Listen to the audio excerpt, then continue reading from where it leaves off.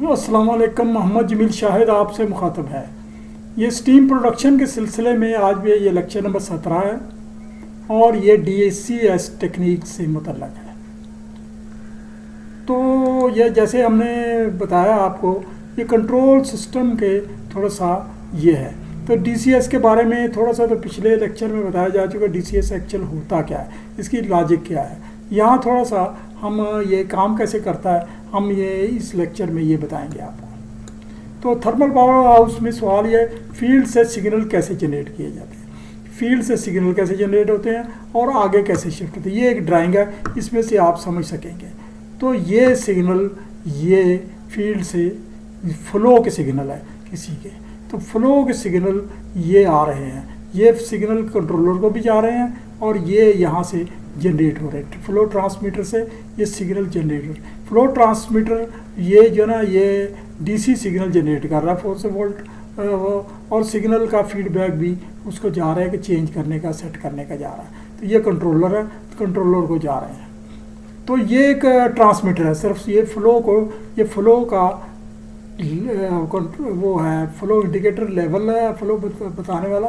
तो ये flow transmitter है, यहाँ से फ्लो की स्टडी कर रहा है। ये फ्लो की लाइन है जो जा रहा है, किसी चीज़ का फ्लो है, फर्ज के गैस का है, तो ये ट्रांसमीटर स्टडी कर रहा है और स्टडी करके ये सिग्नल बना रहा है 4 to 20 मिली एम्पीयर। ये सिग्नल कंट्रोलर को भी जा रहे हैं और वहाँ से एक कंट्रोलर को अगर इसको तब्दील करना है, तब्दीली का सिग्नल भी इसको आ रहा है। तो ये 4 से 20 मिली एम्पेयर का मतलब यह कम से कम रेंज 4 मिली एम्पेयर है, ज़्यादा से ज़्यादा रेंज 20 है, यानी इसके दरमियान में है।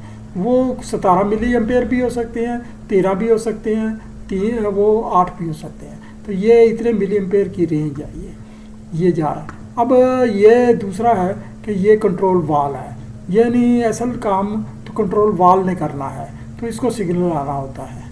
तो उसको कंट्रोल वाल ने, ये ओपनिंग क्लोजिंग का है कि ये वाल ओपन क्लोज हो रहा है। ये आगे कंट्रोल वाल आगे ये जा रहा है, लाइन जा रही है, फ्लो सिग्नल जा रहा है। तो ये वो गैस का फर्ज किया, फ्लो का सिग्नल आ रहा है।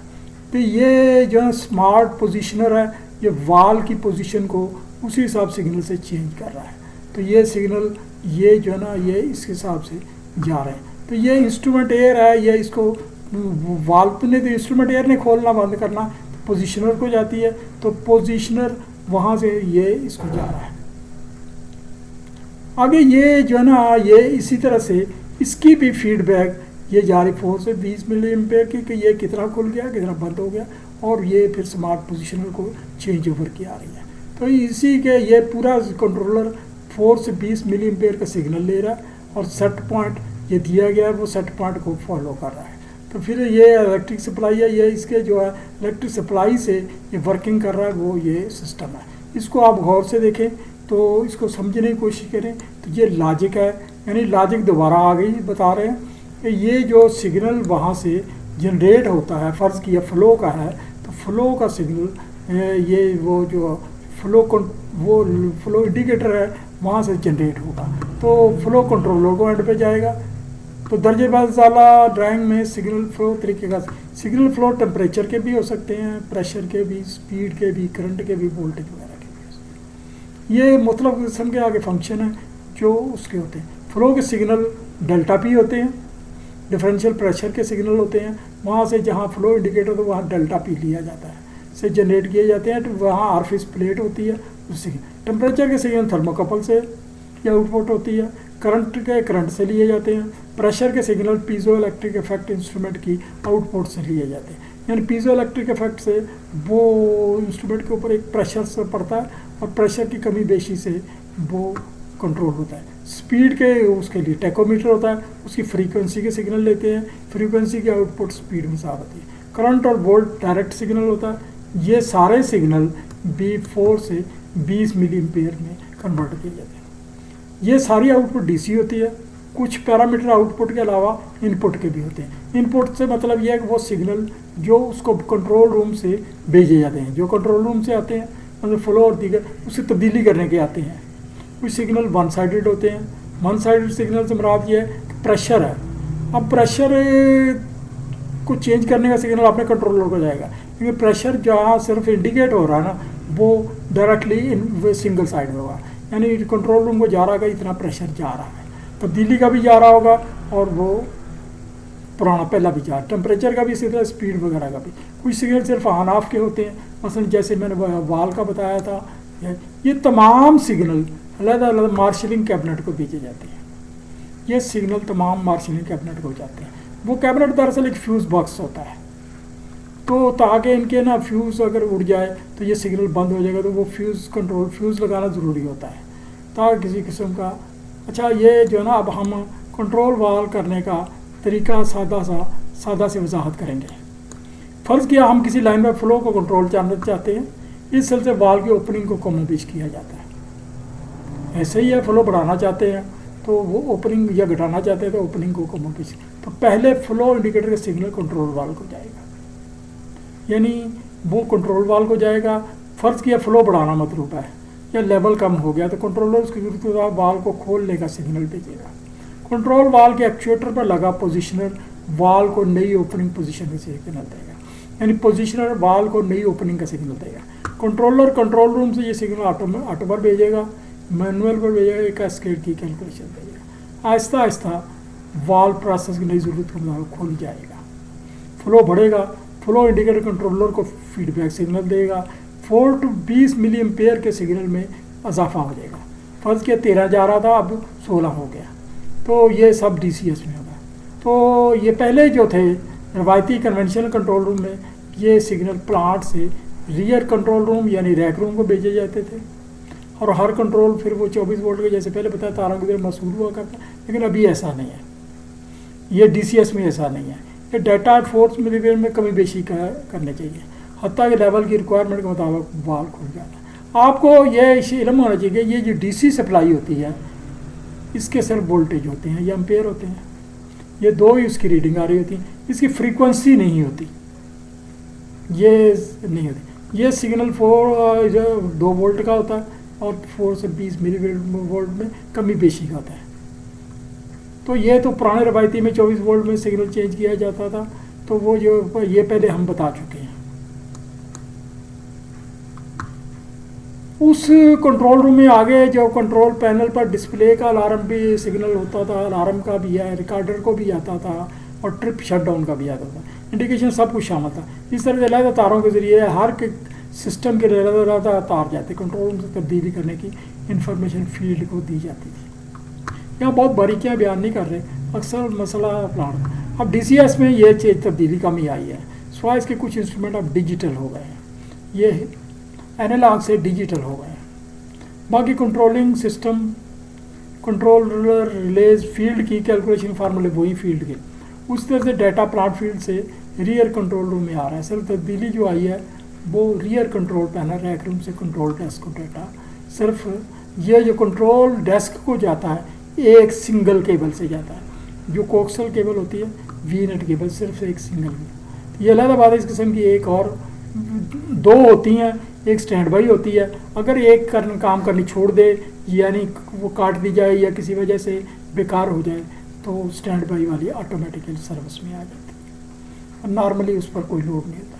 केबल स्टैंड बाई जो पहले वाले मुतज़िरा फेलियर की सूरत में बगैर प्लांट ये सर्विस में आ जाती है। अब ये सवाल बनता है, DCS की ज़रूरत क्यों महसूस हुई? बहुत सी कंपनियां जो इंस्ट्रूमेंट बनाती हैं, वो आए रोज़ कंट्रोल रूम के नए नए इंडिकेटर, रिकॉर्डर, इंस्ट्रूमेंट मुतारफ़ करा देती है। उन्होंने तो चीज़ बेचनी होती है, नए नए रिकॉर्डर, नए नए इंडिकेटर मुतारफ़ करा देती है, स्पेयर पार्ट्स महंगे कर देती हैं या बनाना ही बंद कर देती हैं। कहते हैं जी हमें तो फ़ायदा ही नहीं है, ये तो हम आपके लिए स्पेशल बनाएंगे, डाई लगाएंगे, ये करेंगे, वो करेंगे। अब कंट्रोल रूम में अगर आप नई साइज़ का इंस्ट्रूमेंट लगाएंगे तो उसके लिए शीट को काटना पड़ेगा, शीट को बंद करना पड़ेगा, और ये नए नए मसाइल से वास्ता पड़ गया, तो फिर कंट्रोल सिस्टम महंगा होता जाता है। ये जो ना, आपको उन कंट्रोलरों को ठीक करने के लिए आपको फील्ड में ऑपरेटर चाहिए जो उनकी रिपेयरिंग, मैकेनिकल रिपेयरिंग और इलेक्ट्रॉनिक रिपेयरिंग करते रहेंगे। तो ये सिस्टम को बचाने के लिए अब ये सारा कुछ ही ख़त्म हो गया। DCS में control indication, alarm, supervision, recording, display सब एक ही कंप्यूटर मॉनिटर पर डिस्प्ले हो जाता है। यानी मॉनिटर के पर आपने प्रोग्रामिंग कर ली, सॉफ्टवेयर से कर ली, तो वो आपको वहीं जो कुछ उसी किस्म का कंट्रोलर की तस्वीर बना लें, उसी किस्म की फेस प्लेट की तस्वीर बना लें, उसी किस्म की वो रिकॉर्डिंग की तस्वीर बना लें और वो फिर उसको वहाँ सिग्नल दे दें तो वो उसी हिसाब से चल जाता है। ये सारा सॉफ्टवेयर बनाकर करना पड़ता है। एक तो ये फ़ायदा हुआ है, इस वजह से ये काम आसान हो गया। दूसरा इसका फ़ायदा ये है, अगर कंट्रोलर का कोई सिंगल पार्ट फेल हो जाता है, अगर कोई एक पार्ट मसलन को कोई कंट्रोल छोड़ देता है तो वही इससे फेल होता है, वो आगे सिग्नल किसी को नहीं देता कि वो बताता कि ये तुम ये वो अपना काम छोड़ देता है। तो वक्ती तौर पर वही सिंगल पार्ट काम छोड़ता है और कंट्रोल वो पैनल पर उसका रंग सुर्ख हो जाता है। सुर्ख होने का मतलब ये है कि ये काम छोड़ गया, इसके पर वर्क किया जाए, बाकी सिस्टम मुतासर नहीं करता। यानी इस पॉइंट का कंट्रोल हेल्ड हो जाता है। हेल्ड का मतलब ये है पास जिसको कहते हैं, लॉक हो जाता है। एक तो ये फायदा। दूसरा ये सिस्टम काबिल एतबार है। हमें सिर्फ जो सिग्नल आ रहे हैं, जैसे वो हमारा मार्शलिंग कैबिनेट है या दीगर वो जो है ना वो FIU है, फील्ड इनपुट यूनिट वगैरह है, उसका टेम्परेचर मेंटेन रखना पड़ता है। उसमें एयर कंडीशनिंग का तो सिस्टम मेंटेन जो 30 डिग्री सेंटीग्रेड से बढ़ना नहीं चाहिए। 30 डिग्री का भी ये रेंज है, बहुत रेंज है। AC बंद भी हो जाए तो चलता रहता है। सिस्टम ज़्यादा बड़ा मालूम होता है हमें, ज़्यादा तारों का खपखाना नहीं है, ज़्यादा गुंजलत नहीं है, तारे उलझने का नहीं है, शॉर्ट सर्किट का ख़तरा नहीं है। इसके तमाम मॉड्यूल होते हैं एक दूसरे से मजबूत, एक दूसरे से कनेक्टेड, कम्युनिकेशन में मसाइल पेश नहीं आते, और एक इंटीग्रल कंट्रोल सिस्टम बनाते हैं। दूसरा ये सिग्नल माइक्रो प्रोसेसर से मुंसलिक होता है। माइक्रो प्रोसेसर CPU होता है, तो ये CPU ये सिग्नल लेता है, वो सारा उसकी कैलकुलेशन वगैरह करके वो आपको मॉनिटर पर शो करता है। तो इसमें मज़ीद कंट्रोलर भी लगाए जा सकते हैं, मज़ीद भी लगाए जा सकते हैं, कई वीडियो कैमरे भी लगाए जा सकते हैं उसके सिस्टम में, और लचक रहती है। इसमें कोई रवायती पैनल की तरह स्विच नहीं है, नॉब नहीं है, बटन, वो जो कुछ उसके ऊपर बना हुआ है उस किस्म का नॉब आपने क्लिक करना है, ऑन करना है, ऑफ करना है, उसका तरीक़ेकार ऑपरेटर को क्लिक करने का बताया जाता है। सिर्फ मॉनिटर, कंप्यूटर के हार्डवेयर और मॉनिटर कीबोर्ड, माउस, स्पीकर वगैरह से छोटा सा स्पीकर लगाता है जो अलार्म वगैरह के लिए होता है। वहीं स्विच, नॉब वगैरह, बटन वगैरह की शक्ल बना दी जाती है। इस पर क्लिक करने से काम हो जाता है। इसका अलार्म सिस्टम भी उसके अंदर ही मौजूद होता है। आपको कंप्यूटर मॉनिटर पर कुछ इक्विपमेंट की ड्राइंग तस्वीर बनानी पड़ती है। फिर सॉफ्टवेयर मसलन पावर पॉइंट, एनिमेशन की मदद से, इन पर क्लिक की मदद से ऑपरेशन की मदद ले ली जाती है। और आप एनिमेशन की मदद से किसी बर्नर जो जल रहा है तो वो अपने जलने की एक मिली वोल्ट बना रहा है, जो उसका वो जो ट्रांसमीटर ले रहा है, यानी वो जो उसका क्या कहते हैं, और वो जो चेक कर रहा है वो उसका ग्लास, तो वो वहाँ से ले रहा है। वो आउटपुट वो जो दी जाती है एनिमेशन को कि बर्नर जल रहा है। अब बर्नर जल रहा है तो वो आपको बाकायदा तौर पर एनिमेशन से वो एक छोटी सी ट्यूब नज़र आएगी कि उसके आगे एक शोला नज़र आएगा। तो अगर कोई पंप चल रहा है तो उसको आप घूमता हुआ रोटर, उसकी छोटी सी तस्वीर बनाकर उसका शाफ्ट घूमती दिखा सकते हैं। टरबाइन चल रही है, उसके रोटर को घूमता दिखा सकते हैं वो एनिमेशन से।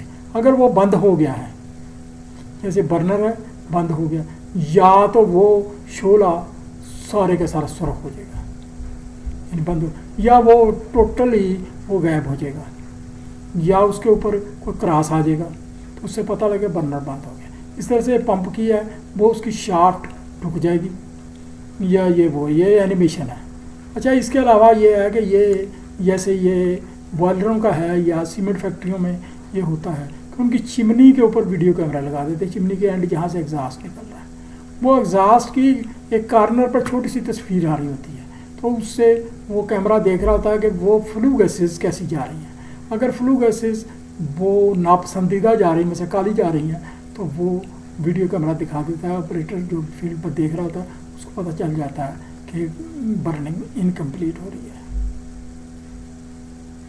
अब वो असल सवाल ये है जिस पर मुझसे कई लोग सवाल करते हैं, फील्ड से आगे डाटा कैसे शिफ्ट होता है। DCA से शुरू पर लिया गया, जैसे मैंने वो प्लांट की रीडिंग बताई, ये वो वही सारा कुछ लिखा हुआ आप देख सकते हैं, ये वही लिखा हुआ है, ये मैं दोबारा दोहराना नहीं चाहता। तो असल काम बात की तरफ आते हैं। फील्ड पुराने तरीक़ेकार के मुताबिक हार्डी इंडिकेटर ट्रांसमीटर, ये भी वो हमने वो पहले बहस कर चुके हैं, वो भेजे जाते हैं। अब ये क्या करते हैं, मार्शलिंग कैबिनेट से सिग्नल की तारें FCS, ये एक हमारी अलमारी है, वो कैबिनेट है, फील्ड कंट्रोल स्टेशन हो जाती है। इन सिग्नल की 3 इकसाम होती हैं, यानी 3 किस्म के फील्ड से आने वाले सिग्नल जो सादा ऑन ऑफ भी हो सकते हैं, जिसके मिली एम्पेयर मुस्तकिल रहेंगे, ये इक्विपमेंट कहते हैं मुस्तकिल ऑन या ऑफ होती है, जैसे बॉयलर, स्टीम वेंट वाल है, डैम्पर है, कोई FD फैन है कि चल रहा है कि बंद है, ID फैन है चल रहा है कि बंद है, कंट्रोल रूम से तब्दील किया जा सकता है। नंबर 2 फील्ड से ट्रांसमीटरों से आने वाले सिग्नल जो वेरिएबल होते हैं, यानी FCS के बाद कंट्रोल रूम को जाना होता है, यानी वो सिग्नल कंट्रोल रूम को भेजते हैं ताकि ये कितना जा रहा है, सिर्फ पैरामीट्रिक तब्दीली की रीडिंग देनी होती है, मतलब प्रेशर के सिग्नल, टेम्परेचर के सिग्नल, स्पीड, फ्लो की रीडिंग, ये मिली एम्पेयर बदलते रहते हैं, क्योंकि प्रोसेस की वही रीडिंग भी बदलती है। तीसरे फील्ड से कंट्रोलरों को आने वाले सिग्नल और जाने वाले सिग्नल, दोनों इनपुट और कंट्रोल रूम में जाने वाला आउटपुट सिग्नल, यानी कंट्रोल रूम से जो सिग्नल आ रहे हैं वो आउटपुट है, ये इनपुट है, ये दोनों सिग्नल इन आउट जा रहे हैं। ये भी मिली एम्पेयर बदलते रहते हैं कंट्रोल रूम ऑपरेटर से या कंट्रोलर से या कैस्केड से, जो मिली एम्पेयर बनकर आते हैं कि ये तब्दीली चाहिए। ये आउटपुट सिग्नल बोर्डमैन भी भेजता है और ऑटो कैस्केड पर लगा कंट्रोल, ये signal pressure, temperature, flow, speed, chemical dosing वगैरह में तब्दील लाने के लिए। ये signal FCS field control system station को, फील्ड से FCS को और कंट्रोल रूम ऑपरेटर से बैक FCS भेजे जाते हैं। तो ये यानी सिग्नल 2-3 किस्म के हुए, एक तो ऑन ऑफ सिग्नल, दूसरे ये सिग्नल जो फील्ड से कंट्रोल रूम को जा रहे हैं, तीसरे सिग्नल फील्ड से कंट्रोल रूम को भी जा रहे हैं, कंट्रोल रूम से फील्ड को भी आ रहे हैं, यानी 3 किस्म के सिग्नल है ऑन ऑफ।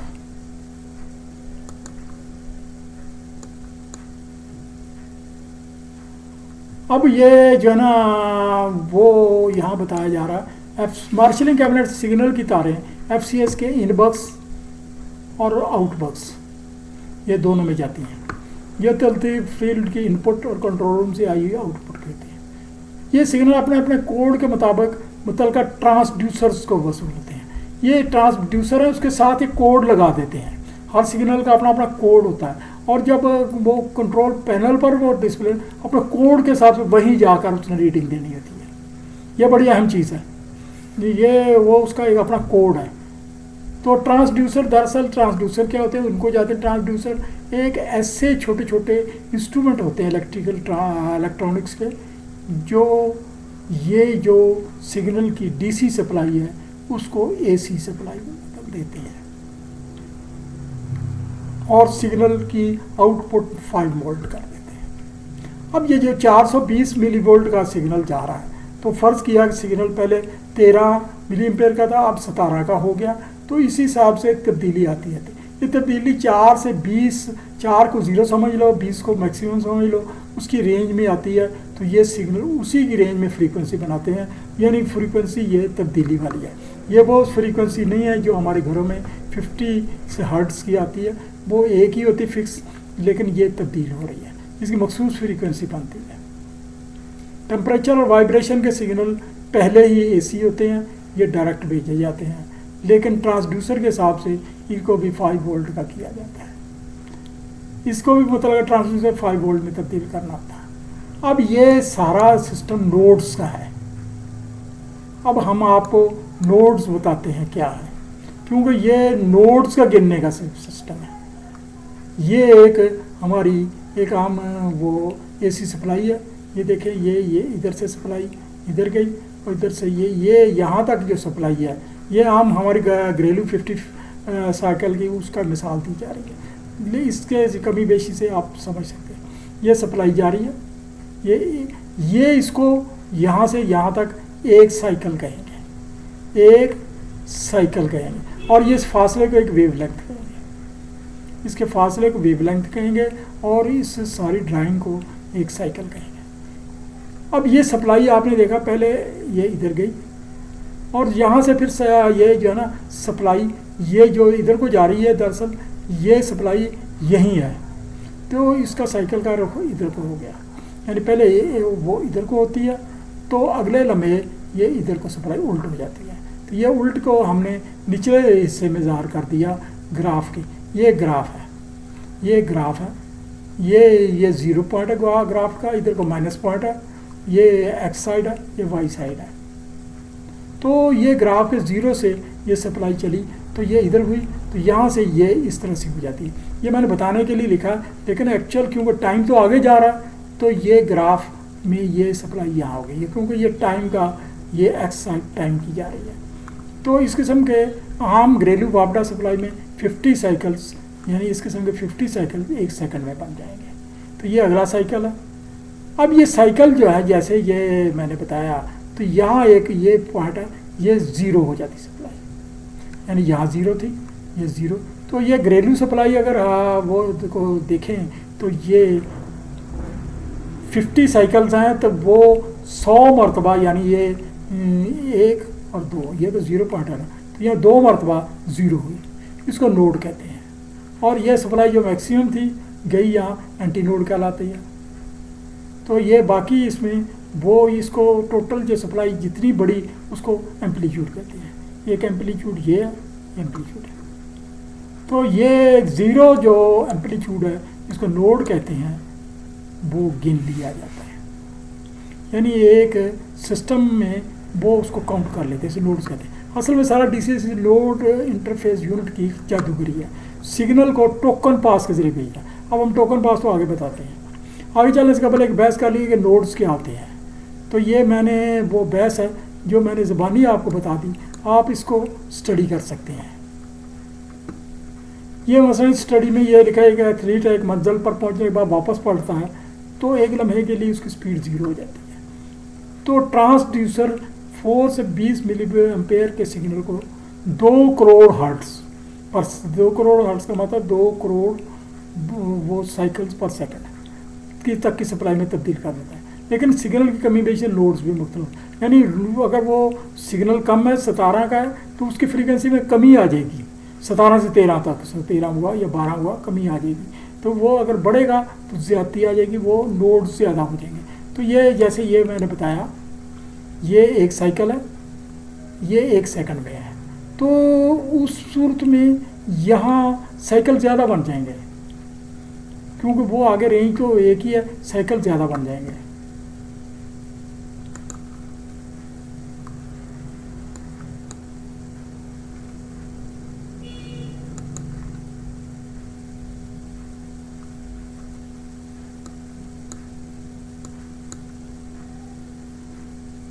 अभी हम ये बात को यहीं तक महदूद रखते हैं, ये बाकी बात हम अगले लेक्चर में करेंगे।